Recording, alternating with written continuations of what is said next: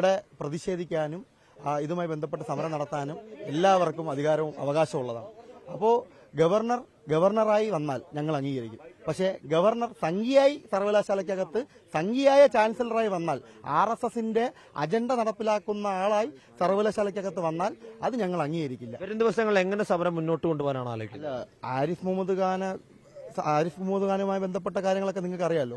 അവരെങ്ങനെയാണ് ഈ സർവകലാശാലയെ കണ്ടതും ഇവിടുത്തെ വിദ്യാർത്ഥികളെ അഭിസംബോധന ചെയ്തതടക്കം നിങ്ങൾക്കറിയാമല്ലോ.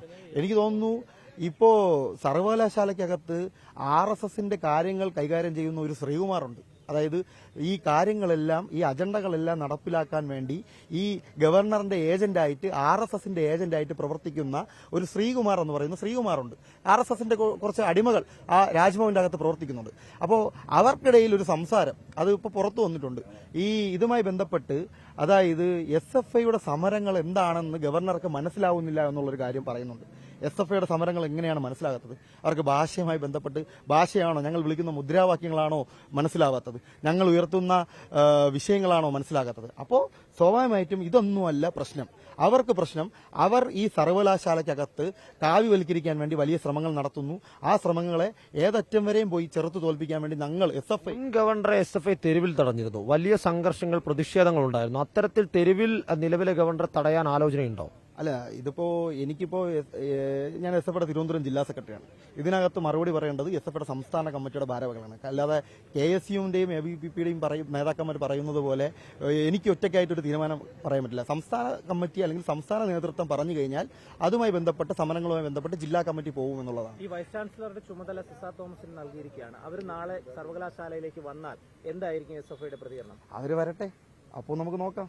അവർ വരട്ടെ. ഈ സിസ തോമസ് എന്ന് പറയുന്ന VC KTUവിനകത്ത് സാങ്കേതിക സർവകലാശാലയ്ക്കകത്തും VC ആയിരുന്നിട്ടുണ്ട്, ഡിജിറ്റൽ സർവകലാശാലയ്ക്കകത്തും VC ആയിരുന്ന ആളാണ്. അപ്പോൾ ആ സമയത്തൊക്കെ SFI അവരെ നല്ല രീതിയിൽ സ്വീകരിച്ചിട്ടുണ്ട്.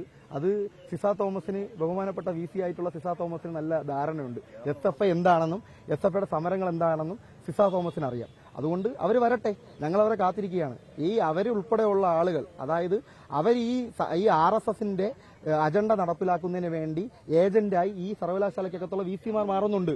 അതുകൊണ്ട് അതിനെ ചെറുത്തു തോൽപ്പിക്കാൻ വേണ്ടി ഇവിടുത്തെ മുഴുവൻ വിദ്യാർത്ഥികളെയും പങ്കെടുപ്പിച്ച് അണിനിരത്തിക്കൊണ്ട് അതിനെതിരെ വലിയ പ്രതിരോധം തീർക്കുമെന്നുള്ളത്. വരും ദിവസങ്ങളിൽ SFIയുടെ വലിയ പ്രതിഷേധം ഉണ്ടാവും, ഉറപ്പായിട്ടുണ്ടാവും. വരും ദിവസങ്ങൾക്കകത്ത് SFIയുമായി ബന്ധപ്പെട്ട് ഈ വിഷയങ്ങൾ ഉയർത്തിപ്പിടിച്ചുകൊണ്ട്, അല്ലെങ്കിൽ നിങ്ങൾ മാധ്യമ പ്രവർത്തകരാണ്, നിങ്ങൾ ഉൾപ്പെടെയുള്ള ആളുകൾ ഇപ്പോൾ ഈ വൈകുന്നേരം ചാനലിനകത്ത് നടക്കുന്ന ഡിബേറ്റുകളടക്കം കണ്ടു.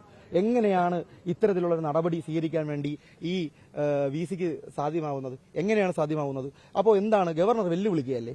ചാൻസലർ എന്ന് പറയുന്ന ഇവിടുത്തെ രാജേന്ദ്ര അർലേക്കർ എന്ന് പറയുന്ന ഗവർണർ ഇവിടെ കേരളത്തിന്റെ ജനങ്ങളെ വെല്ലുവിളിക്കുന്നു, വിദ്യാർത്ഥി സമൂഹത്തെ വെല്ലുവിളിക്കുന്നു. അപ്പോൾ എല്ലാം ഇവിടെ നടപ്പിലാക്കണം, അജണ്ടകളെല്ലാം ഞങ്ങൾ നടപ്പിലാക്കും, അത് എല്ലാം നിങ്ങൾ വായും പൂട്ടി മിണ്ടാതെ നിൽക്കണമെന്ന് പറഞ്ഞാൽ അത് പറ്റൂല. അതിനകത്തൊരു തർക്കവും വേണ്ട. ഞങ്ങൾ പ്രതികരിക്കും. നാളെ 11 മണിക്ക് വലിയ പ്രതിഷേധമായിരിക്കും. ഉണ്ടാവും. നാളെ രാജ്ഭവൻ മാർച്ച് ഞങ്ങൾ ആഹ്വാനം ചെയ്തിട്ടുണ്ട്. വലിയ വിദ്യാർത്ഥി പങ്കാളിത്തത്തോടു കൂടി തന്നെ ആ മാർച്ച് ഞങ്ങൾ ഏറ്റെടുക്കും. അതോടൊപ്പം തന്നെ സർവകലാശാലയ്ക്കകത്തും ഇത്തരത്തിലേക്ക് ബാനർ പ്രതിഷേധം നടത്തും.